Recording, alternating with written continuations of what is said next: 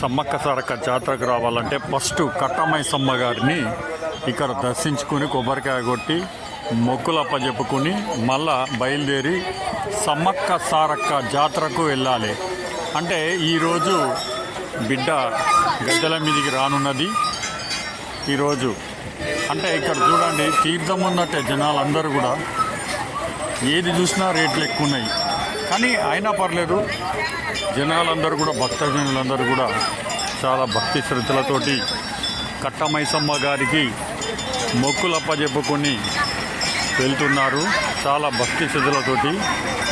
అంటే ఈ యొక్క కట్టమైసమ్మ అంటే ఫస్ట్ ఒక దర్శనం చేసుకోవాలి ఇక్కడ. అంటే ఇది చాలా పవర్ఫుల్ అన్నట్టు కట్టమైసమ్మ గారు అంటే తల్లి, కట్టమైసమ్మ తల్లి అంటే జనాలను కాపాడుకుంటూ చక్కగా పోయి ఆ యొక్క దర్శనం చేసుకుని రావడానికి ఎంతో సహకారాలు అందిస్తారు కట్టమైసమ్మ గారు.